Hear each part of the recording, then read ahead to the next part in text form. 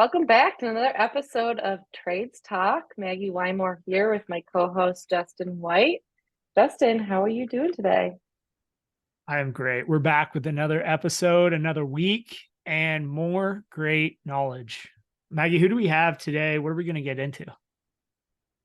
Today we have Richard Ogawa with TOWA and Gardenland. And Richard was an exhibitor at the Lawn and Landscape Technology Conference a few months back. Was when we first came across him. Well, I first came across him. Justin's known him for a little bit. And TOWA is innovating the way that we do electric powered equipment. So the TOWA offering is unique and making things very easy for companies to adapt their gas powered equipment into electric equipment. And it's really exciting, some of the stuff we talked about. Justin. What was your takeaways conversation? Well, I've known Richard for a while just because we were in the same area, the Bay Area of California. And the unique thing about Richard is he has had to deal with this electric battery powered equipment in the landscape industry for over a decade now, because Google, Apple, and other tech campuses have requested all battery powered landscape tools. Him being close and in this Bay Area, he has provided solutions and continuously innovated on his solutions. So he's not brand new to the electric game. He's been doing it, probably one of the original people to offer that. Through that process, he's learned a lot. He's learned a lot about the upfront cost, the ability to charge batteries, how many batteries you need. And he also gives a little bit of insight into this whole January 1st, 2024 California mandate or ban on gas powered equipment that we should all think about, because whether or not you live in California, this trend is continuously moving throughout the United States. And it's not something I think is going to go away. So Richard gives us a bunch of information and strategies really to roll our fleets out from gas to electric. It's something that I wasn't super familiar with, exactly the details of the mandate, but the information that he shared is very eye-opening, because we all know that California is just one of many states that are going to adopt a similar mandate. And this idea of not only business owners, but crews in the field embracing the idea of switching from gas to battery powered equipment. There's pros and cons both ways, and Richard will speak to those. The sound and being able to get out there earlier and use a blower next to somebody's house, but then also just the cost and the mobile power and charging difficulties people face. So definitely pros and cons to both, but it's coming, and we aren't going to stop this train from coming. Yeah. Yeah. Whether you're a company owner, an employee, or even in the government sector like schools, parks, recreation, this episode is going to give you a lot of strategies on how to help your team roll this new equipment out. And if you're an owner and you're all in for electric equipment, but you're having trouble buying in with your company, your employees, your clients even, this episode is going to give you a lot of takeaways on how to move the needle a little bit more and maybe make it easier on your team and your clients as you transition into electric equipment. So without further ado, let's jump in.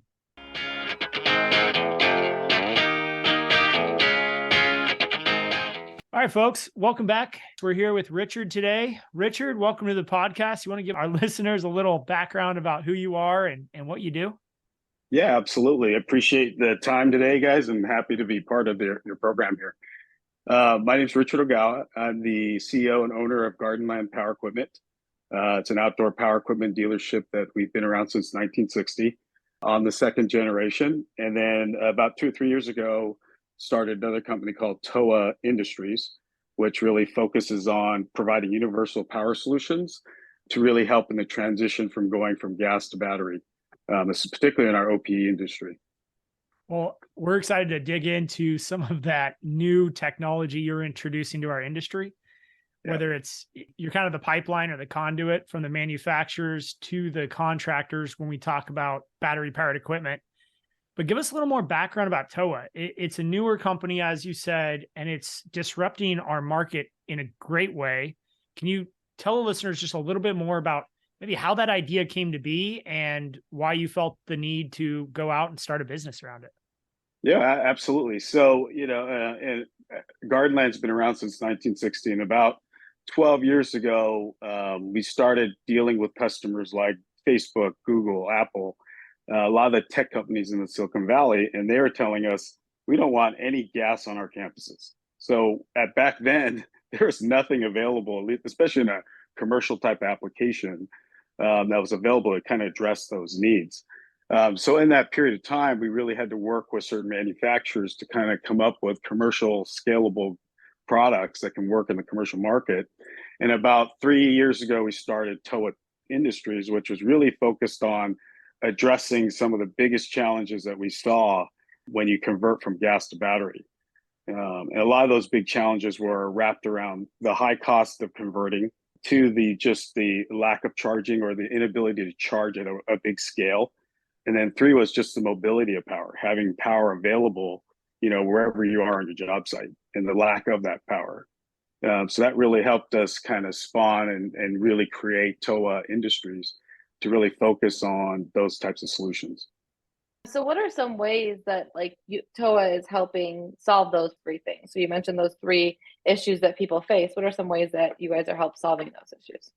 So on the cost side, because typically what we see is go from gas tools to battery tools, you're looking at anywhere from a 3x to a 5x cost increase to replace that equivalent gas product. So one of our product is called our universal power head, and it's literally a wide range voltage power head that you can essentially take any 2-cycle engine on any shafted tool like a line trimmer, extended hedge trimmer, pole pruner, anything with that 2-cycle engine, just slide it off. And then you can put our universal power head on it. That's 100% battery. And we have 8 adapters available. And that 8 adapters will adapt to about 90% of the different brands that are out there in the market. So you simply just remove your gas engine, your 2-cycle engine. We started there because that's the most dirtiest engine, right? With the most emissions, people mix the fuel wrong, and having the gas fumes in your face all the time. We figured that was the most effective tool to change and convert. So our universal power head would just remove it. You put an adapter on it for the brand, and it immediately converted your tool about 30% cheaper or actually 40% cheaper than if you had just replaced the whole tool with a battery product. And the second item that we have is called our PDM, which is a power distribution manager. And what that does is it allows you to take your current infrastructure and maximize the amperage out of your circuit, right? So today, if you're having to charge a couple batteries, it's no real big deal. But if you go from, a handful of batteries to now over 100 batteries that you got to charge, you're going to blow circuits left and right? And you're not going to have enough circuits to charge all those batteries, right? Most chargers take 5-6 amps to charge. And you imagine you can only take run three at a time. And imagine how long that would take if you had to charge all those batteries, how many times you'd have to rotate them all throughout the night, let alone you'd have to add all these dedicated 20 amp circuits in your business to help support charging all these new chargers, right? And batteries. And what our device does is you just plug it right into one outlet. It has 4 outlets on it, and you can stack it as high as you want. So depending on how many outlets you need, you can add and then as many outlets as you need, and it will manage that one circuit so you never blow a circuit.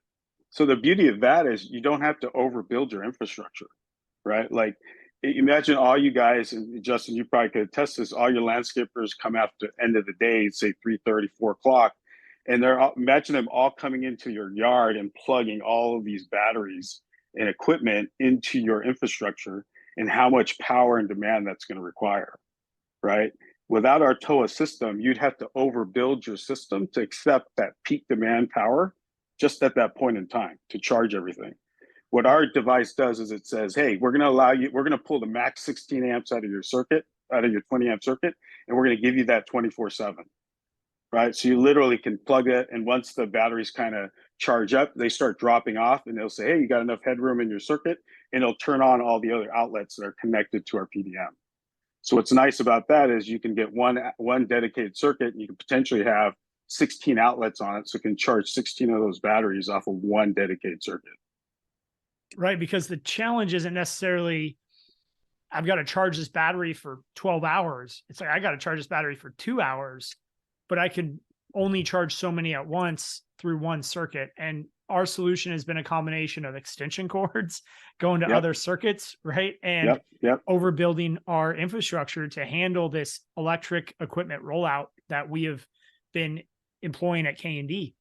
Well, with your product, I think this is something as landscapers get involved heavily with electric equipment, you may not even realize the challenge until you get halfway in, or you're already trying to charge these batteries and you're realizing, oh man, I didn't think about the infrastructure side. So Yep. how can, as you go to roll out electric equipment in a landscape company or another type of a trade industry, what are some of the, you mentioned kind of the barrier of the upfront costs and charging the batteries, and how can a company get ahead of these challenges, whether it's talking with you or other professionals in the industry? What are some ways that we can think ahead as we start to roll out electric equipment?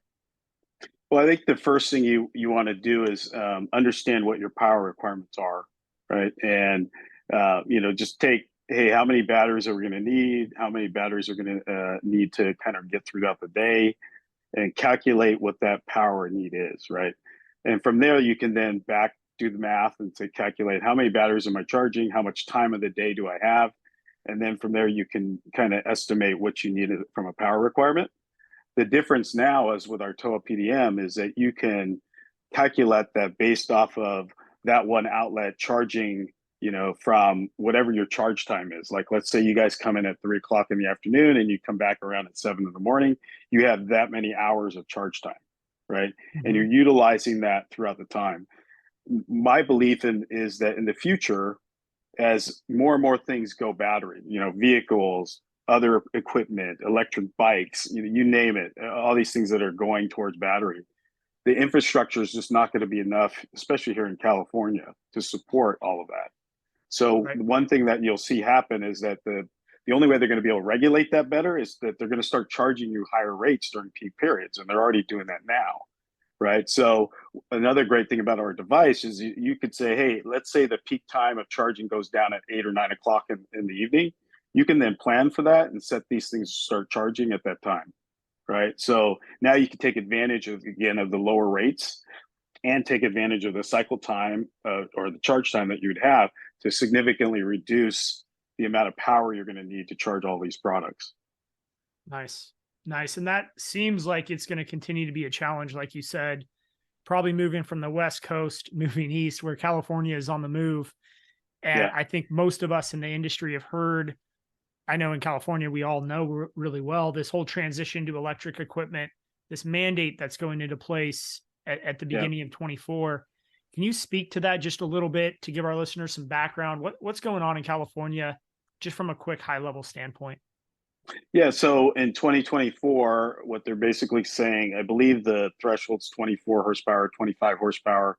Anything lower than that in the small engine side of the equation is going to be banned from California.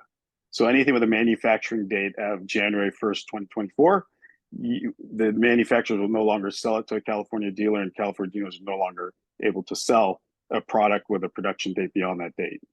So what that's doing now is we're seeing two things happening right now. One is some landscapers are avoiding this and trying to stay away from this transition as hard as they can, and they're loading up on gas, right? And just bulking up and storing all this gas product. And then you have the other people that are embracing it and trying to integrate it into their solution, right? And my advice is just get started, right? Like Mhm. adapt, right? This is going to happen and there's benefits to it, right? Like if you could start a job an hour earlier because of the noise is so much quieter, would that be a benefit to you as a landscaper, right? Or and does that give you a competitive advantage over your competition, right? Can you make more time out of your day because now you can go after HOA businesses because they have a lot more people working at home now. Now you'd be able to start earlier and not have that noise issue happen. You can get to be it could be a core differentiator for you as a business, right? And I Yeah. think when we were marketing this product, everyone's, the argument you will always lose is if you try to say, hey, this battery power will replace your gas. We never use that argument. At Gardenland, our argument is this is just another necessary tool in your toolbox, right? And if you have this tool in your toolbox, you can then do these other things, right?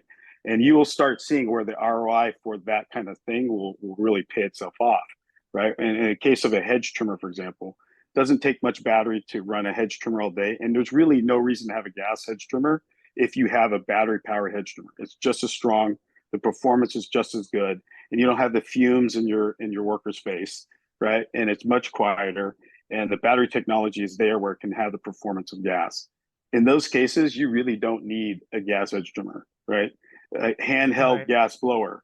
You really don't need a handheld gas blower if you've got a battery blower, right? And once someone uses an electric handheld blower, there's really no reason to go to a gas one, right? And you'll see these things happen as people get more and more acceptable and used to using battery technology. And then they start learning things like, hey, you know what, runtime wasn't as big of an issue for me as the past because it's really trigger time. As soon as I turn the unit on, that's when the clock starts counting on battery. Where a lot of people with gas, they could be running it, having it idle, and they're thinking that, oh, I have 2 hours of is what I need for a blower, when the reality is really I need 1 hour trigger time, right? So you start learning all these things about battery products and learning how to adapt to it and just modify your workflow behavior that makes it much more effective.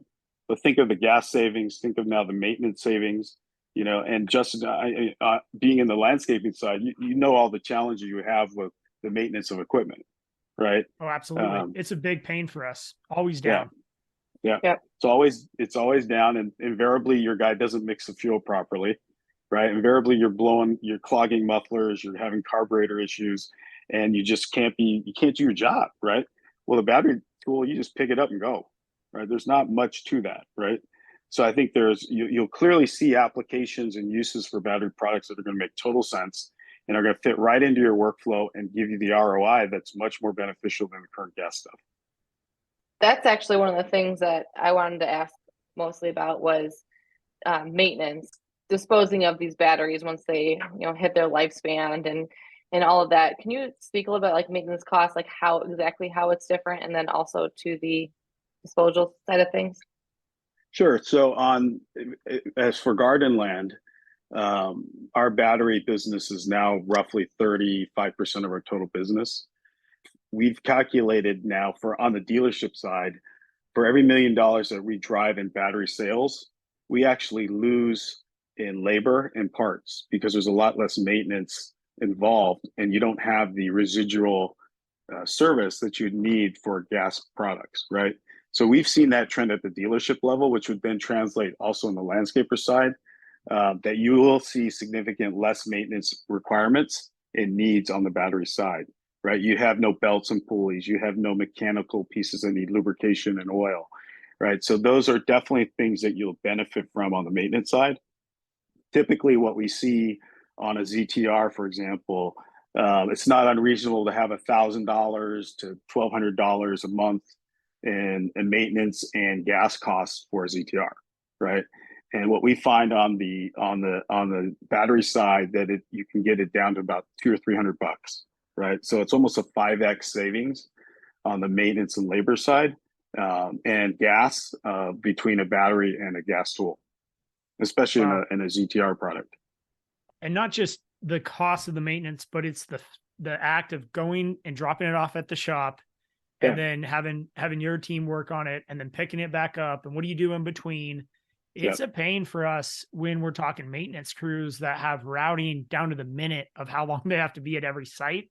And then all of a sudden they don't have the mower they need, or they have a spare, or they are going by the shop. I'm sure you see a lot of crews come by and there's 3 guys in the truck and they're there for a half an hour and they're probably, talking about whatever's going on in the football game that weekend. And so it's not just the dollar saved, it's also the time saved. And that seems to be a huge bonus as well. Yeah. You bring a good point. Like, people don't realize the cost of just having people go to the gas station and having to fill up all their tanks and fill up all their, whatever they need to fuel everything in their business. So there's a significant amount of costs that people they just take for granted today using gas, that they haven't factored in, when you're doing a direct gas to fuel, a battery comparison. Kind of educating consumers and customers that, you're in some ways you're prepaying your fuel, you're prepaying your maintenance ahead of time. and there's much more cost that you've got to really make sure that you put in, including opportunity cost, when considering the conversion from gas to battery. Yeah, I've got some follow up on that too. And before I get to those questions, I did want to just ask and clarify. So the ban for electric equipment, or sorry, the ban for gas equipment is going into place for anything manufactured January 1st, 2024. Realistically, as inventories move through the supply chain from the manufacturer warehouse to places like Gardenland and then are sold to the client or the contractor, when do you foresee the last pieces of gas equipment being available for contractors? Is this a year? Is this 2 years? I'm trying to put a realistic time frame to it for people listening. Kind of the feeling that I'm kind of, or what my thoughts are on it, is that most of our manufacturers have said that we can access gas because it was made prior to the January 1st, 2024 production date, that they would have adequate supply for the next 6 to 8 months, right? Okay. What that means is, that's what they probably have forecasted for production. I'm sure they planned and overbuild for, in anticipation of this change. But at the same token, there are a lot of people that are bulking up and loading up on products that may really skew that number. But it's clear on the manufacturing side that they all have a definite hard cutoff, and that they will stop selling gas products to California, which I've never, in all our years of doing this, have not seen it come to that point. I didn't either, honestly. And yeah, I always, Crazy. it's crazy, right, Maggie? Mhm. I'm not a fan of government forced change and innovation. I think as an economy, the United States does a pretty good job of moving our progress forward just through capitalism and trying to improve. But Yep. it is what it is. And we're placed in a situation where you might as well embrace it and utilize it as an opportunity to grow. Maggie, as you look at this from a software standpoint, you're selling software to clients and your interaction with contractors are a little different than Richard's, but you both service the contractor realm. Maggie, what are some questions and concerns that come to you as you look at California's ban on gas powered equipment? Coming from St. Louis, I'm sure you're scratching your head Yes. at the California lawmakers. Well, and obviously the one thing that's constant in the world is change. And so I can't say that something like this is huge surprise to us here in Missouri, but in Missouri, like, this is such a far out type of thing. We always say, Justin and I always make the joke that there's California and then there's the rest of the country as far as innovation. But we did have another guest on the podcast, Austin Hall, from an organic lawn care company, and he uses a lot of electric equipment. They're up in Chicago, so it's getting closer and closer. And I see the benefits of it for sure. I also know this industry, and I know how hard-headed people are in this industry. So having this big of a change, I feel like it's not going to be something that's welcomed completely with open arms. But again, this is me just making assumptions. And I also see people trying to skirt around the regulations and the laws. So like, what stops people from going across the border and getting stuff and bringing it back? And I don't know. I'm interested to see where it comes out. But yeah, Richard, do you have any take on that? Have you talked to people who are resistant to the change? Oh yeah, I get a lot of resistance to it, and people do cross the border, and they do those things. And I think you just got to learn to figure out a way to make it adapt and work for your workflow. And like I said, there are applicable types of jobs and situations where battery stuff really makes a lot of sense, right? And the ROI really makes a lot of sense. And when you look at it as a complementary strategy to what you do today, it really can benefit your business, right? The lack of noise, the lack of emissions. I mean, those are great things to have and be environmentally conscious. And if you can find a scalable way to charge everything and a scalable way to afford it, right, with these exchange programs and incentives like that, I think it warrants its place. And my advice would be just don't fight it. Just figure out a way to make it work where it's applicable to you in your business. And like I said, there's Yep. lots of HOAs that want you to not have noisy equipment, and you can start earlier, right? There's a lot of corporate buildings where you can go right up to the office windows and start your job now an hour earlier because you don't hear the loud noise of gas, right? And there are certain tools that there's no reason really to use a gas hand tool anymore, because most of the battery products are just as powerful, if not more powerful, than your gas tools. So, my advice is just look at it as another tool in your toolbox, right? Yeah. And another tool for you Yeah. to do your job more effectively, right? I already see it in my Aspire mind over here. I already see the equipment module of Aspire being built out with, chart where all my batteries are charged at, Yep. I and like how that. much they've been used, and they haven't. Yeah, so I see the innovation for the future. It's a big change for the industry for sure. Yeah, no, I'm glad you brought that point up, because that's part of our solution as well, is that, we have a master device that then controls all of the PDMs, that you can then give visibility to how much power you're consuming, right? When things are charged, how much is left to charge. You can get a really good read and understanding of what you're really using and what it's truly costing you, right? And I think that's going to be, as you progress in this transition, those data points will be even more important, and will be more important to how you effectively manage your business, and your profitability of your business. Yeah, it's all connected. And at the Yeah. end of the day, what I always talk to my sales team about is we're not out there trying to sell the fact we can cut grass better or trim the hedges better or pull the weeds quicker than the competition. Because frankly, there's a guy out there who's a owner operator, and he's probably going to do a better job than some of our teams are going to do, because it's his name on the truck and he's out there every day. We're a larger company with scale. We have employees all over Northern California. So we cannot sell strictly on quality. Now, of course, we're going to deliver the best quality service we could possibly give, but at some point, there's going to be a time where we're not going to be the highest quality option on the market. But what we can speak to is we can speak to innovation. We can speak to raising the bar and delivering new products and new opportunities to our clients before our competition. And I think this whole electrical movement is one of many movements in our industry, right? You've got software technology, you have the organics movement, and then of course this electric revolution, if you will. And I can speak from experience of going into an HOA boardroom. Hey, here's our presentation. Here's why you should pick us. And I'm not going to talk about all this great stuff and the history of our company. I'm just going to talk about one thing that pisses everybody off in a HOA, and it's the blowers. Yep. And most landscape companies who maintain HOAs love their blowers, and they have a lot of trigger time. Yep. So That's right. my first pitch is I'm going to eliminate all gas blowers. I'm going to eliminate all gas handhelds. The only gas equipment you're going to see on the site, mowers and trucks. Because as you said, Richard, I'm going to go for the low hanging fruit. I would love to go all gas on our mowers, but that's a huge investment and something we're trying to do over time. So for this site, I'm going to just go all handhelds, and you're not going to see anything gas out there except the mower and the vehicle that is pulling the truck around. Yeah. So no, it makes sense.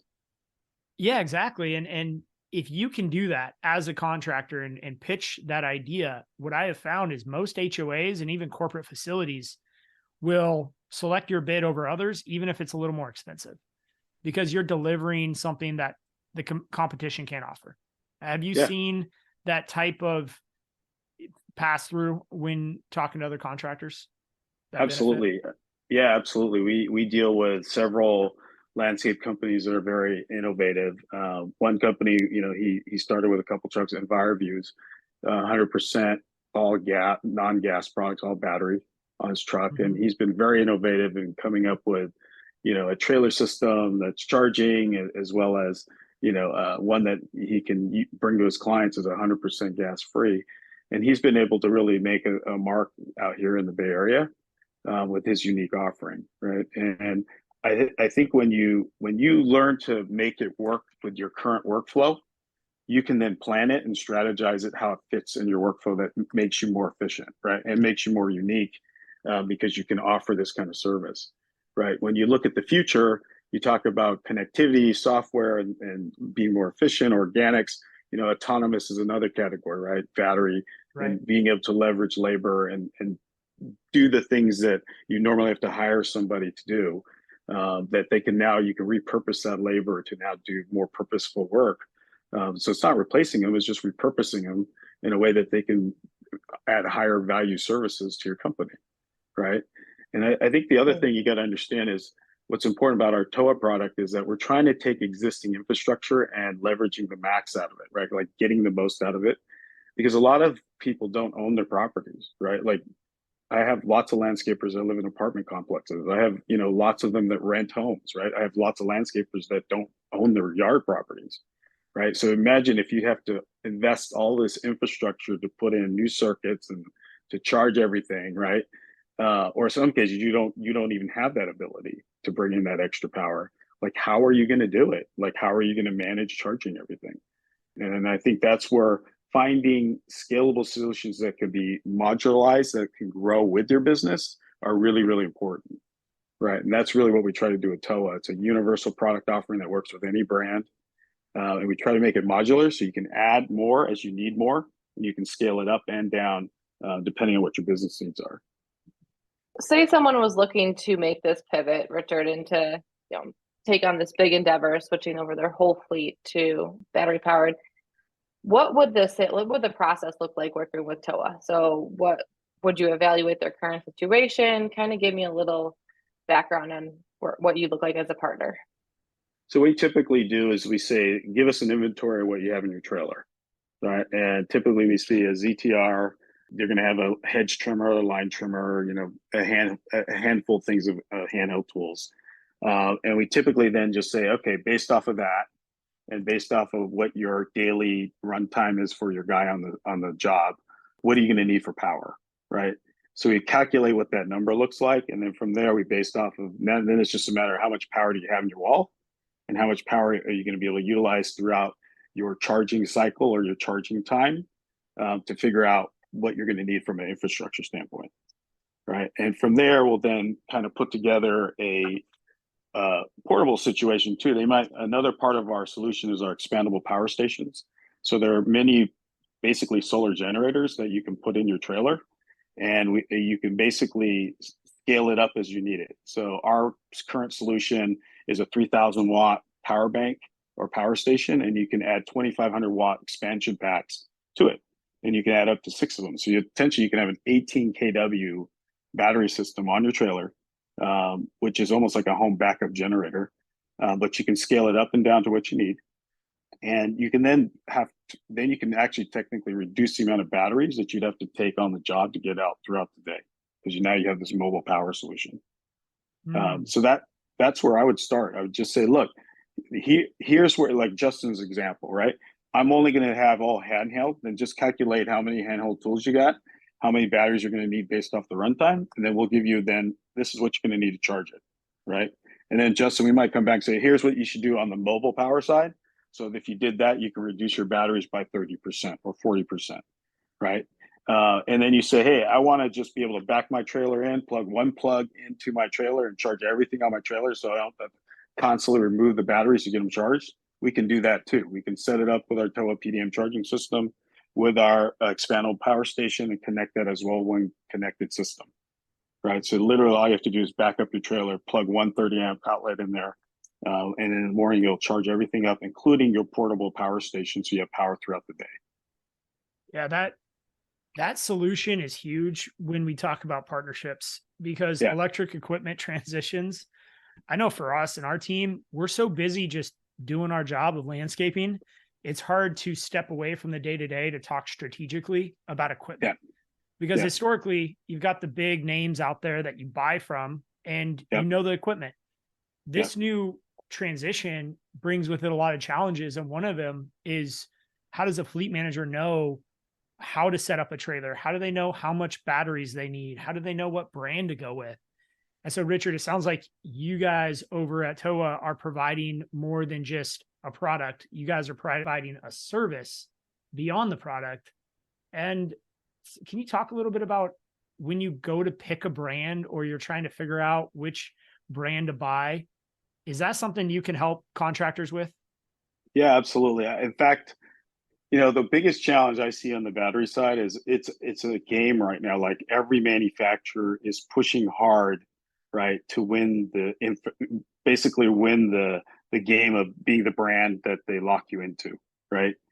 Because everyone doesn't want to carry four different manufacturer brands on their truck with different batteries and different chargers, right? And really, that's the vision of TOWA, is to really create a universal solution that can help you scale this in a way that you're not necessarily locked into a particular brand, right? And I think that's one of the biggest challenges right now. Everyone is trying to sell you a platform. And if you look at the investment, it's huge because you got to do all their batteries. And the bottom line is they may have the best ZTR, but they have the worst handheld tools, right? Yep. And vice Yep. versa. And they could have the best blower product that you like, yet it's a different battery platform, so they end up locking you out from that product. And to me, that's fundamentally core difference from gas products, right? For gas products, you had people that bought their PV770, that's their favorite blower, so they buy that. They buy this, they buy their steel line trimmer because that was their favorite line trimmer. They can mix and match their equipment based off of what they like and what's best for them, right? Yeah, and Today, I think very few contractors have the same brand from the handhelds all the way up to the big mowers. Yep, exactly. I don't see anyone with that model. So what you're saying is you can get the results of the hedge trimmer, of the steel hedge trimmer you really like, or the steel line trimmer you love.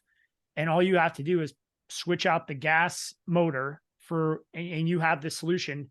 You have a power plant that's all electric that can go in, transition onto that cutting, machine, and you're off and running as an electric equipment. That's one of the products you offer, right? That's correct. Yeah. And really what we did was we try to use it as an easy way to convert people from gas to battery, right? Mm-hmm. So what happens is the guy shows up with his line trimmer and it doesn't run, right? I'd say 75% of our service issues with two-cycle equipment is fuel related, right? Particularly here in California, because we add ethanol to our fuel. It's not uncommon to have a clog muffler because they mixed the fuel wrong or they didn't mix it right and they burned their engine out. And now they're looking at doing a major tune-up on this product. It's $150. Well, you can convert that $150 now to our universal power head and basically convert the tool with our power head, which is $150 retail. Plus you buy a battery with it. You're at $300 something versus buying a whole new tool at $700, right? For a line trimmer. So, yeah. And what happens is they're already used to that gas tool. So the conversion is really easy. Like they're already used to it. It's got more power, more torque than the original gas engine. And it's such an easy conversion tool. So we try to really just lower the barrier there. But I think what the other things that we do as Gardenland is that we try to offer programs. So we have a pro power program that we offer. And instead of you having to say, all right, we have to make a decision if we're going to go with one brand or the other. And then you got to look at all the investment that you'd have to do to switch to that complete platform. Our pro power plan basically says you just pay us a monthly fee and you can have access to the tools that you want, right? And it may be a mixture of a brand or a mixture of tools, and you're just part of that program. And if you decide, hey, I don't like it, I want to switch, you can easily switch out of it, right? So we're addressing that initial problem of high capital cost of conversion. We're addressing that with our pro power program. That's such a great option too, just for the conversion side of things, but also for the startup landscaper. People who don't have a lot of cash flow in the beginning. And as we know right now in the world, cash is tight. So that's a great option for anyone looking to start a business. Yeah. My next question, Richard, though, is for you is what does the future look like for TOWA? So you're always ahead of the game. It seems like you jumped into this, pioneered this right off the bat. So what does the future look like? What do you guys have up your sleeves? Really, we just want this technology to be universally available to everyone, right? Like we want the technology to help people transition and do it in a cost-effective way, right? And we want to create an opportunity that allows people to have choices, right? And not be locked into one set platform, right? And I think the future for us is continuing to go after our distribution manager products, right? As we expand, as more and more products go battery, we're going to need higher capacity charging. So our future tools will embrace that higher voltage, higher amperage charging solution. The portability of power, I think, will become more and more important. So again, we'll continue to expand on our portable power solutions, and continue to do that as well. And then the next piece of it is just adding that stickiness to the customer by giving them information and data that allow them to be much more efficient in their job, right? And provide more insights, data insights that can help them manage their job better, right? And be Yeah, more cost effective. So I'm all that's for that. yeah. So we kind of see this partnership, but really about partnership with the right people, to help not only offer our technology to partners, but also to partner with people to come up with a complete ecosystem that helps them do their job better, right? Yeah. And the last component I really see missing, and I don't really see a lot of manufacturers addressing it, and you kind of brought it up a little earlier, Maggie, was the recycling and repurposing of all these batteries. Like, if you ask vendors this question, they all give you some, not so detailed answer, right? We're working on it. Right. We're working on it. We got it in place, right? But it's never there, right? It's not a tangible thing, right? And I think that's another component of where TOWA may look to see, is there opportunities for us to immediately tell you, hey, guess what? Your battery that you normally charge is usually pulling this every day. You pull in your trailer, and it's not doing that today. So it might alert you then that there's something going on, or there's something might be wrong, right? And to catch those things, to create things where we can be proactive and make sure that they're addressing, low battery cell issues or discharge cells issues, that we can address these safety issues ahead of time, right? Yeah. So yeah, so that's kind of how I see the evolution of TOWA. Better partnerships, good partnerships with manufacturers, software companies, expanding our product mix, in our power management, in our portable power stations, as well as our universal conversion kits. Hmm. So that's kind of where I see the future of where we're going. Any plans to advance the solar side of things? Yeah, I mean, we like our portable power stations do have solar panels with them. Yeah. Yeah. But I mean, we just haven't found enough capacity, especially as you go into these higher capacity, needs that down the road, Hmm. that you're going to be able to harness enough power out of those solar panels. Where you see a lot of manufacturers are going more DC to DC charging to help address the speed of charge. And I think it's going to be more about having power available to you and being able to maximize that power to get whatever you need to do throughout the day charged and ready to go to let you do your job. Right. And I Right. think, I'm not sure solar can cover that. It's still an unknown. It might just be a percentage of the charge, Yeah. but we'll see where that takes us. I'm more interested in this whole idea of moving from your existing fleet going electric without having to buy a bunch of batteries, having to buy a bunch of new power plants. So for those folks listening, Richard, how far in geographic services are you guys? Do you have to be in Northern California in the Bay Area to enjoy your services, or are you guys expanding geographically now or in the future? Yeah. So that is our plan on the Gardenland side, is to expand our services. Mm-hmm. One of the things we offer for Gardenland is our locker system, and it's a two-way Okay. hub system. So you can pick up and drop off, right? Which is unique. So if you have equipment and you're part of our Pro Power plant, for example, and you have a unit that goes down, you literally can just throw it in, drop it off in our locker. It notifies us that, hey, you've got a unit there, and then you just come back to our locker and pick up a new one, right?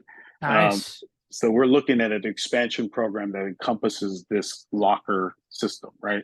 So that allow us to expand without necessarily having to physically get new locations and build out.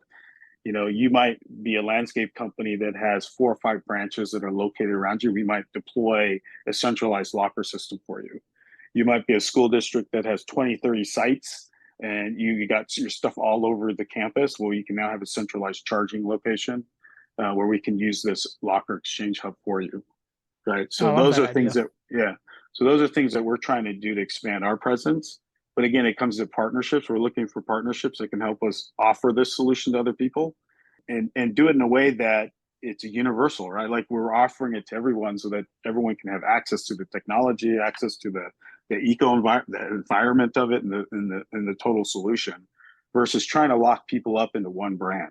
Yeah, the brands right now, we've been demoing a lot just to see what's out there, and they all say the same thing. This is good, but we're working on something even better next year. Just wait till Yeah. next year's rollout. And it's Right. that wholesale of buy into our brand, buy into our ecosystem and stay there. But Yeah. I've never been one to put all my eggs in one basket anyway. So I like where you're going. And for those listening, you heard it. Richard's looking for more partners. If you are interested in innovation, you're looking to expand your services wherever you are, there may be an opportunity to be the hub for that market area. And what a way to compete against your competitors is by being more innovative and bringing on the electric equipment renovation or innovation, should I say, for your market. So if you're out there listening, you're thinking about this and you're thinking about this might be a solution for you. And Richard, I would say too, if folks are listening that are distribution warehouses or kind of like your Gardenland, you sell battery powered equipment or you sell gas powered equipment, and this transition is catching you off guard. Sounds like, Richard, you're ahead of the curve, and that might be worth reaching out. If folks did want to reach out to you, Richard, what's the best way for them to get a hold of you? The best way is you can get a hold of me at info@towatools.com, or just richard.ogawa@towatools.com, or on our website, www.towatools.com. We do have an inquiry button that you can inquire on. Nice. But we're all about trying to get our technology and our solution out there to help landscapers do their jobs more effectively and do it in a way that's a lot easier, to adopt, right? Like, I mean, the significant cost to do battery is so expensive. But if you can lower that barrier through flexible business model, learning how to integrate it into your current workflow, I think you'll immediately see some key benefits out of it that you can really use to help differentiate your business as well as be more cost effective, right? And I think as you do that, you can get the best of both worlds in your solution. Awesome. And we'll put those Agreed. links and emails into the show notes too. Maggie, what do you got going on? What are you thinking as we talk all about this fun electric equipment stuff?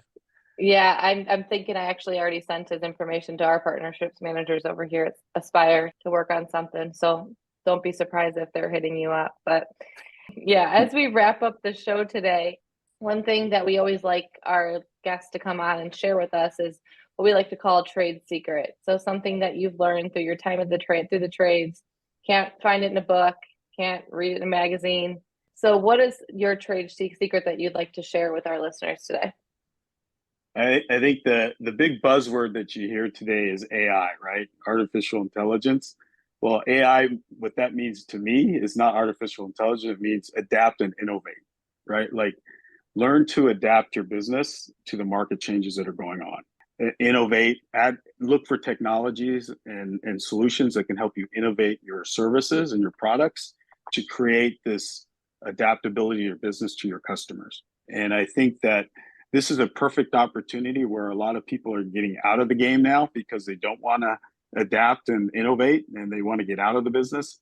It's a perfect time for you to grow and expand, right? And I think it's again, AI for us is adapt and innovate. And as you do that, you will you're going to create that level of stickiness with your customer that adds a lot of value. That will help you continue to thrive and build your customer relationships beyond, any kind of other solution, right? If they're customers that don't appreciate that added value of service that you provide, they're not your good customers. Go look for the right customers that value and appreciate that layer of service that you're adding in there. But you have to learn to adapt, and you have to learn to innovate and be there when the market changes, and be there as the customer needs change. And I think that's really, really critical that you're able to pivot your business to fit those needs, especially now. Nice. Very true. And it's no doubt that your adaptability and innovation is leading the way, especially in the landscape that you're in right now in California. So great advice there. Yeah.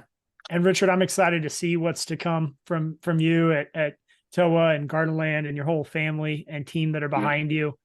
You definitely live the idea of innovation and adapting. You're one of the best in the industry to do it. And I'm excited that you're in on my backyard. So I'm Yeah. selfishly Yeah. very You're lucky lucky. that you're 45 minutes away from us. And Yeah. we are excited to continue to adapt and innovate. And I hope our listeners take that with them as they leave this episode around what is one thing in their business that they can innovate, just one small change that may lead to a very big change. And appreciate you sharing that with us today. Oh, absolutely. I appreciate you guys giving me the opportunity to speak on your show, and really hope that it can help people. And again, don't hesitate to reach out, and I'm happy to show you what we're doing here at Gardenland. And if it's something that can be replicated other places, we're happy to help with that. Fantastic. Awesome. Thanks, Richard. All right, guys. Have a Take great care, day. guys.